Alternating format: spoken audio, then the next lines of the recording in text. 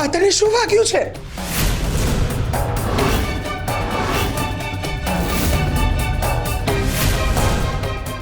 Mummy, હું ડિઝાઇનમાંથી ગોલ્ડનો set બનાવતો હતો અને ઝીણવટ ભર્યું કામ હતું એટલે બસ ભાગી ગયું મને.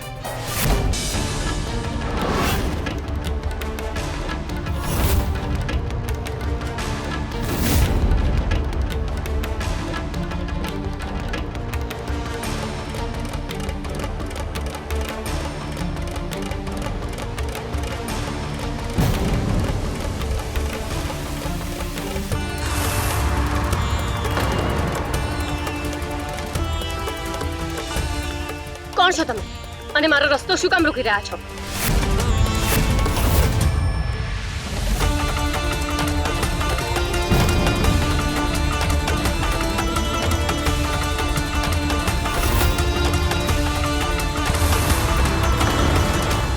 મેં તને ના પાડી હતી ને ફરીથી પાછી કુંદન નિવાસ ના જતી તો શું કામ ગઈ હતી?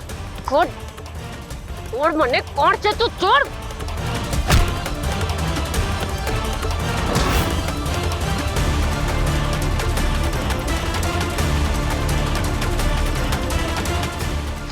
મારી સામે હોશિયારી કરવાની કોશિશ ના કર. હું તને મારી શકું છું પણ હું એવું કરવા નથી માંગતો. છોડી દે મને, છોડી દે મને. તો તું મને મારીશ કે નહીં તો ખબર નહીં, પણ જો તું મારો રસ્તો રોકીશ તો હું તને ચોક્કસ મારી નાખીશ. છોડ!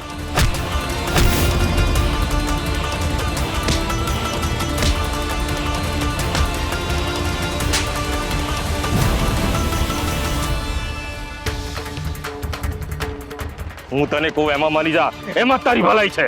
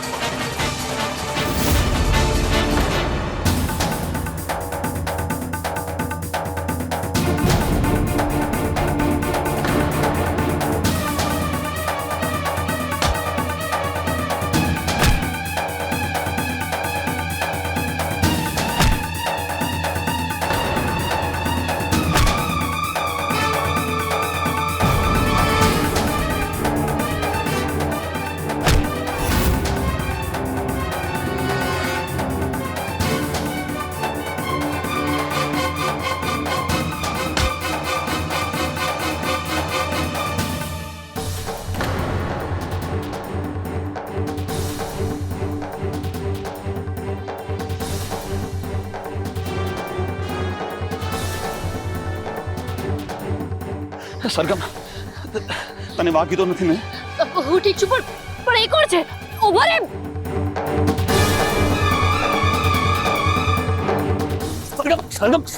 સરગમ તને વાગ્યું છે? અરે આરા બધાનો સમય નથી. પેલો માણસ ભાગી જશે અને એ જ છે જેને મને ફોન કરીને ધમકી આપી હતી. સરગમ, એ તને કંઈ કરી દેશે તો? મેં તને ના પાડી હતી ને કે કુંદન નિવાસ જવું તારા માટે અત્યારે યોગ્ય નથી. તો મોટી ભાઈ પોતે જ પોલીસ બોલાવી લીધી છે. મેં હું સેજ પણ નહોતું ધાર્યું. જો આજે મને પોલીસે પકડી લીધી હોત તો હું મારી નિર્દોષતા ક્યારે સાબિત ના કરી શક્યો હોત. અને મોટી બા કહેતા હતા કે હવે તો મીરા આંટી પણ ગાયબ છે. હવે તો મારે એમને પણ શોધવાના છે. સરગમ, મારી વાત સાંભળ. રિલેક્સ. તું અત્યારે આવ મારી સાથે. તું મારી સાથે આવ અત્યારે, કીધું ને તને. અરે એવું કેવી રીતે બની શકે? અરે તમે પોલીસ થઈને પણ કશું નથી કરી રહ્યા. દર વખતે સરગમ તમારા હાથમાંથી છટકીને કેવી રીતે જાય? જવા દે ને ગાયત્રી, આ પોલીસ પણ કંઈ જ કામની નથી. એક તો માધુરી ગાયબ થઈ ગઈ છે અને ખબર નહીં ચિરાગ પણ ક્યાં જતો રહ્યો છે. મને તો એ જ નથી સમજાતું કે આ ઘરમાં ચાલી શું રહ્યું છે. એક વાર એ સરગમ મારા હાથમાં આવે ને પછી હું એને છોડવાની નથી. સરગમ અત્યારે ક્યાં હશે ને કેવી હાલતમાં હશે?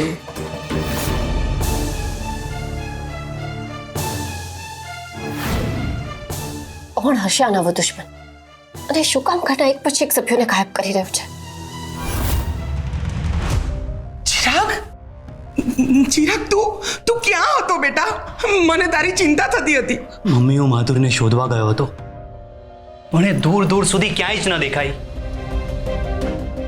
મને લાગે છે કે સરગમ સાથે કોઈ માણસ મળેલો છે, જે એક પછી એક બધા વ્યક્તિઓને ગાયબ કરી રહ્યો છે. આરવ, તમને શું લાગે છે કે આ બધી રમત માધુરીએ રમી હશે? મારી સાથે બદલો લેવા એણે આ બધું કર્યું હશે? માધુરી ડેન્જરસ તો છે. એણે તારા હસબન્ડની બધી વસ્તુઓ પણ સળગાવી દીધી હતી, પણ આ વાત પરથી એવું જજ ના કરી શકાય. પણ આજે જે માણસે મારા પર હુમલો કર્યો તો પુરુષ હતો. એણે બુકાની પહેરી હતી એટલે ચહેરો ના જોઈ શકે, પણ જો હવે મારી સામે આવશે ને તો તરત જ પકડાઈ જશે. એ કેવી રીતે? ઝપાઝપીમાં એના હાથમાં ચપ્પુ વાગી ગયું હતું, તો જેના હાથમાં તાજો ઘા હશે એણે જ મારા ઉપર હુમલો કર્યો હશે ને. અને મને વિશ્વાસ છે કે એ માણસ બીજી વાર મારી સામે ચોક્કસ આવશે. હા, તને શું વાગ્યું છે?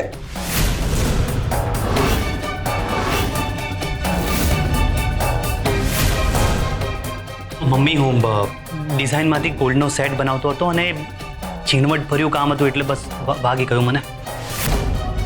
ચાલ, હું તને પટ્ટી બાંધી દઉં. એક તો મારો રાકેશ ક્યાં હશે અને હવે માધુરી પણ ગાયબ થઈ ગઈ.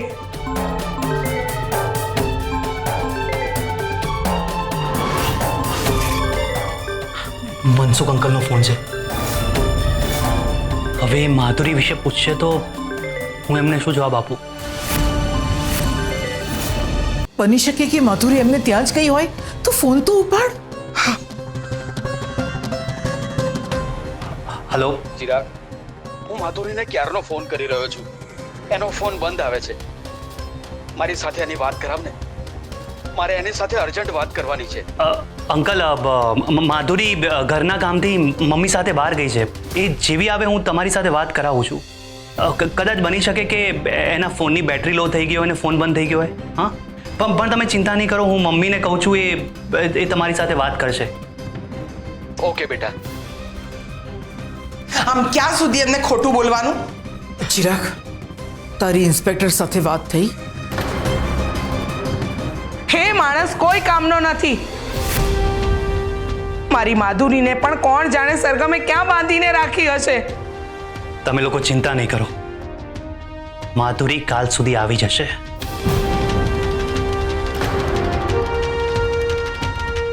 તમે લોકો જઈને સૂઈ જાઓ, હું પણ મારા રૂમમાં જઉં છું.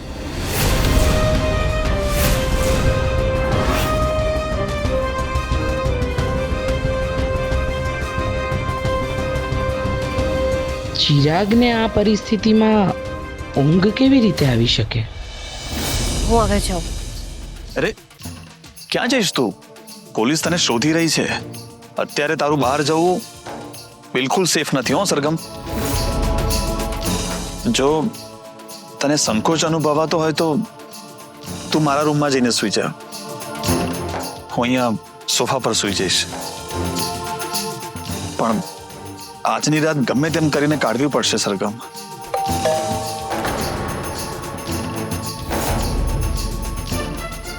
આટલી રાત્રે તમારા ઘરે કોણ આવ્યું? અહીંયા કોઈ બીજું પણ રહે છે? ના ના ના, હું એકલો જ રહું છું.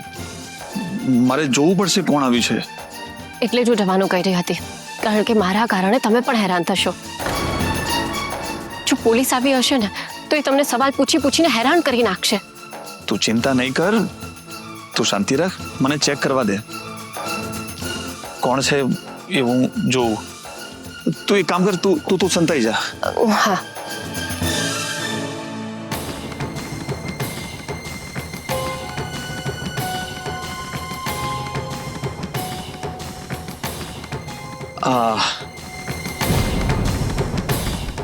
સાહેબ સુઈ ગયા તક શું? દરવાજો ખોલવામાં વાર કરી? ના ના, હું જાગો જ છું. મંજુલા માસી, તમે અત્યારે અહીંયા? આ તો પારુલબેનના ઘેર વાસણ ઘસવા ગઈ હતી ને તો એમને કીધું કે આરોપી ટિફિન નથી લઈ ગયા, તો આપતા આવજો. હા ઠીક છે, લાવો.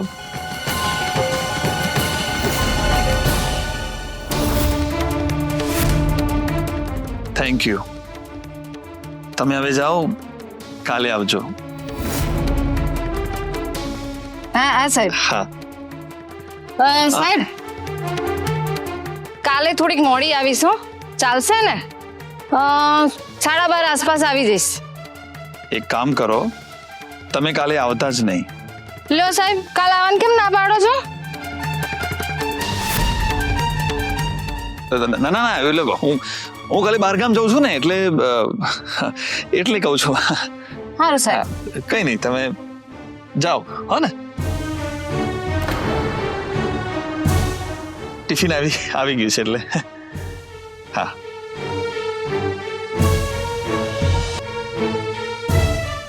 હાશ.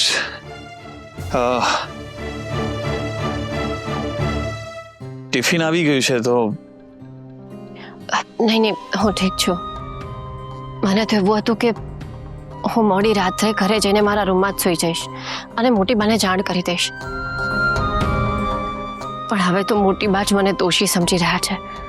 પહેલા તો એમના મનમાં જે છે ને એ મારે ક્લિયર કરવું પડશે, કારણ કે મોટી બા મને દોષી સમજે એનો અર્થ કે આખી દુનિયા મને ખોટી સમજે છે, કારણ કે આરા માટે તો મારા મોટી બા જ મારી દુનિયા છે. સાંભળ, એ બધું તું શાંતિથી વિચારજે. અત્યારે આપણે જમી લેવું જોઈએ. હું પ્લેટ લગાવું છું, જમી લઈએ.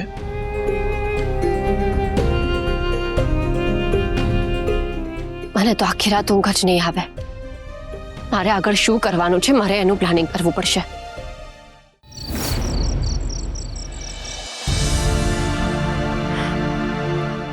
હે ભગવાન, મારો રાકેશ જ્યાં હોય ત્યાં એને સુરક્ષિત રાખજો. ગમે એમ કરીને એને જલ્દી ઘરે પાછો લઈ આવજો. આ સરગમ પકડાઈ જાય અને એને સજા થાય. હવે તો તમારા પર જ ભરોસો છે.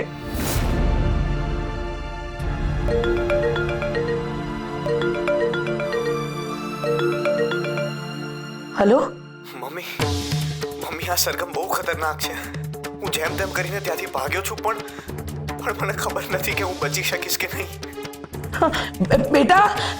બેટા તું ચિંતા નહીં કર. હા, હું હમણાં કંઈક કરું છું. પણ રાકેશ તું છે ક્યાં? મમ્મી, હું જૂના હાઈવે પાસેની બેકરી. મમ્મી, મને બચાવી લે. બેટા તને કંઈ નહીં થાય, હું હમણાં આવું છું. હા. હલો રાકેશ. હલો રાકેશ બેટા. હલો માસી, શું થયું? રાકેશનો ફોન હતો. શું? હા, એ કહેતો હતો કે સરગમ એની પાછળ કોઈ હથિયાર લઈને પડી છે, એને મારી નાખવા માંગે છે. ચિરાગ, આપણે કંઈક કરવું પડશે. હું હમણાં જ પોલીસને ફોન કરું છું. અરે શું વાત કરી રહ્યા છો આ તમે? હા ચિરાગ, સાચું કહું છું. સરગમ મારા દીકરાને મારી નાખશે. આમને હાલ પોલીસને ફોન નહીં કરવા દેવાય. માસી, ચિરાગ, તે મારો હાથ શું કામ પકડ્યો છે અને આ ફોન શું કામ કટ કર્યો? માસી તમે કહેતા હતા ને કે પેલો ઇન્સ્પેક્ટર કોઈ કામનો નથી, તો એ ત્યાં પહોંચે એની પહેલા આપણે પહોંચી જઈએ. એને આ વાતમાં ઇન્વોલ્વ કરવાની કોઈ જ જરૂર નથી. ચાલો માસી, આપણે ત્યાં જલ્દી પહોંચી જઈએ. હા, ચાલો.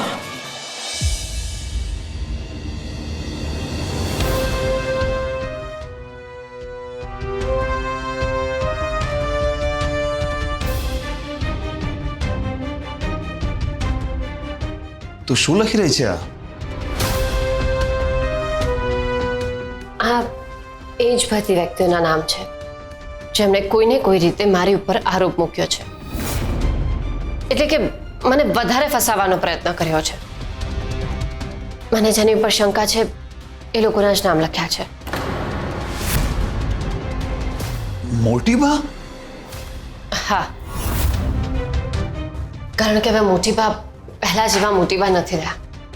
એ મને બચાવવા માટે, મને પ્રોટેક્ટ કરવા માટે અધર્મનો રસ્તો અપનાવી ચૂક્યા છે.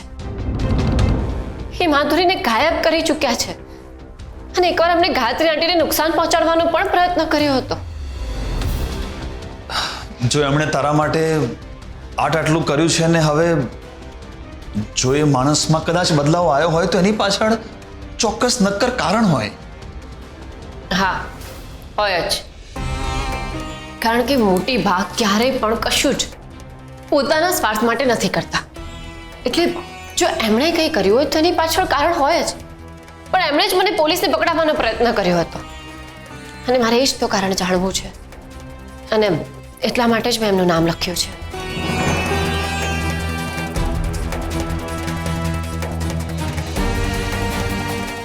અને આ બધામાં માધુરી તો ઓબ્વિયસ છે. એ મારી સાથે બધું લેવા માટે કંઈ પણ કરી શકે છે. એને આજ સુધી જે કંઈ પણ કર્યું છે એ બધું તો મારી સામે જ છે. ગાયત્રી આંટી કેમ? અરે એમનો તો પોતાનો જ દીકરો ગાયબ થઈ ગયો છે ને. એ આવું કેવી રીતે કરી શકે?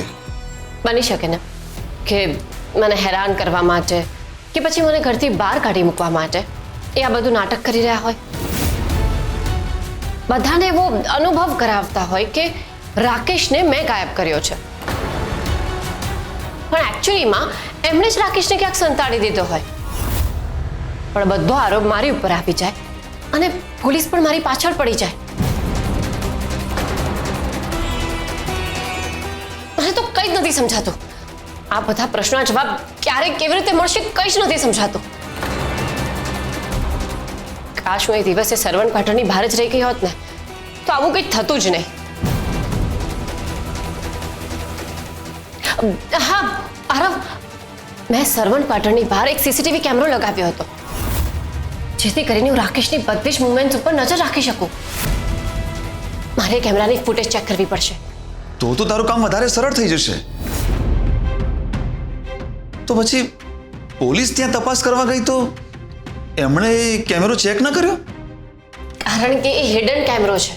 કોઈને જ નથી ખબર કે મેં ત્યાં કેમેરો લગાવ્યો છે. એકચ્યુઅલી મારે જોવું હતું કે એ દિવસે ગાયત્રી આંટી રાકેશ પાસે જાય છે કે નહીં, પણ એ દિવસે ગાયત્રી આંટી પોતાના રૂમમાં જઈને જ સૂઈ ગયા અને એટલે મેં કેમેરાની ફૂટેજ ચેક કરી નહીં અને ઉતાવળમાં ત્યાંથી ભાગી ગઈ. પણ જે પણ કોઈ રાકેશને સર્વન્ટ ક્વાર્ટરમાંથી લઈને ભાગ્યું હશે એ ચોક્કસ કેમેરામાં કેદ થયું હશે અને એટલે જ મારું એ કેમેરાની ફૂટેજને ચેક કરવું બહુ જ જરૂરી છે.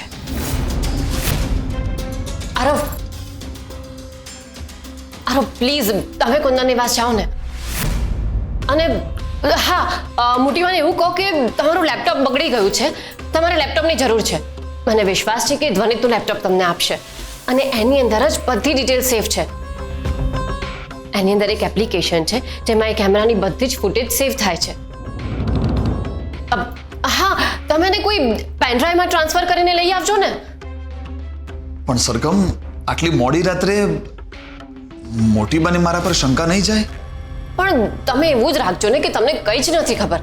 તમને ખાલી લેપટોપનું કામ છે બસ. પ્લીઝ આરવ, મારા માટે કેમેરાની ફૂટેજ ચેક કરવી બહુ જ જરૂરી છે. Please please. ઠીક છે, હું જાઉં છું. Thank you.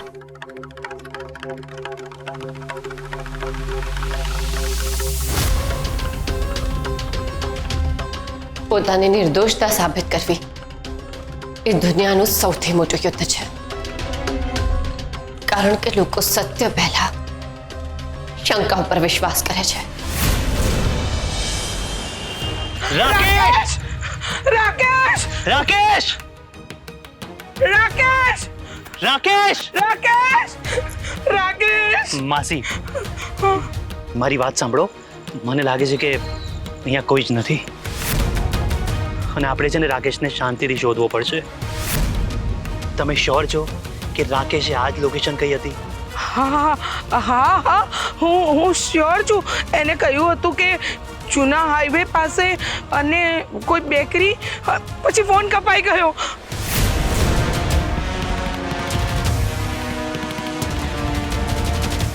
રાકેશ માસી મને લાગે છે પેલી બાજુ કોઈ છે હું જઈને ચેક કરું છું. તું તારું ધ્યાન રાખજે હો બેટા. એક મિનિટ, હું પણ તારી સાથે જ આવું છું. ચાલ. રાકેશ રાકેશ રાકેશ રાકેશ રાકેશ માસી સંભાળીને. રાકેશ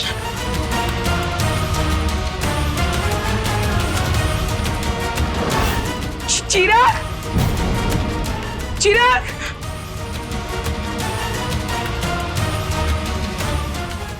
આ જો આ મારા રાકેશનો રૂમાલ છે.